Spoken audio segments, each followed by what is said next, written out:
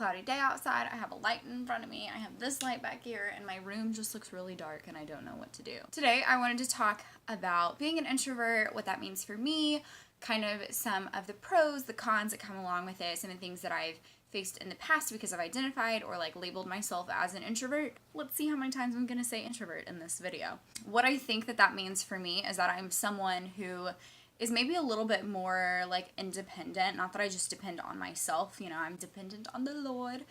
But what that means to me is that I don't mind spending time alone. Like I can go to a coffee shop, I can sit there for hours and be completely content and enjoy that time by myself. I can stay at home, work on YouTube stuff, I can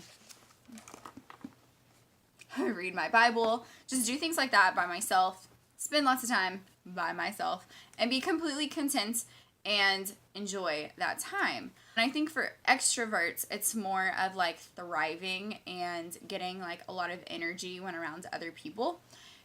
So I think in that sense, that's why I'm more so like consider myself an introvert. And part of something, I feel like a lot of people, when they associate with the term introvert, that just means that you're really quiet and that you don't talk a lot or that you might be shy. And I don't think that is really truly what it means to be an introvert. You may need time on your own to like process things, or that's like you get your energy during that time, and things like that. But I don't think that it necessarily means that you don't talk a lot. Not that I am someone that just talks a lot when I'm with other people. If I'm with a group of people, I tend to be the one that allows other people to talk.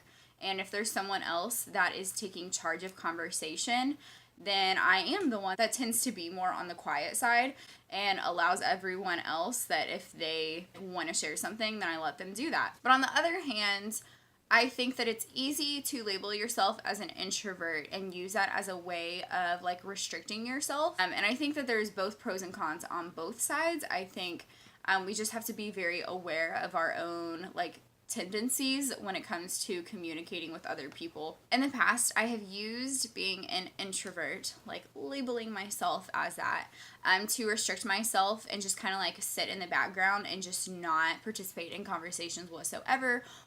It's really easy for me to stay at home versus like going into a social environment, even if that's like for church, just because it's so comfortable for me. It's not that I'm necessarily scared of other people, but it's just so comfortable being at home. And so I think that can be really dangerous because there's something so special about being in community with other people, and that God does something special in relationships when we are getting to know other people and other people are getting to know us. That when we're known, there's something that God does in that process. So my like main encouragement, if you are someone who is more so an introvert versus an extrovert, is to not allow that to restrict you. And also, if that is something that is such your comfort zone, don't be afraid to step beyond that outside of like, if words, come on Caitlin, you can do this. Like if you're an extrovert, maybe you talk too much sometimes and you have to restrict yourself from being too outspoken, and that you have to actually maybe stand in the background for a little bit and allow other people to take charge, and that's uncomfortable for you. You would rather be the one taking charge of the conversation and just constantly being around other people, and maybe that would be like your challenge or your uncomfort. For introverts, it might be the opposite, in that you need to step into the uncomfortable. And the really cool thing about it is that if this is your comfort zone and you stay inside of it, your comfort zone does not grow. But as soon as you step beyond that comfort zone, then your circle gets bigger and you start to be comfortable with more things, and then it keeps expanding. Someone else said this quote, and I was like, this is so good. And they said that nobody can fit inside of a box. And I was like, well, dang, that's really cool. And so when people ask me like, Caitlin, are you more of an introvert or an extrovert? I say, you know, I'm an introvert, but I try not to let that restrict me or keep me from speaking when I do have something to say or when I have something to share. If God cannot fit inside of a box, I don't think his image bearers are going to be fitting inside of a box.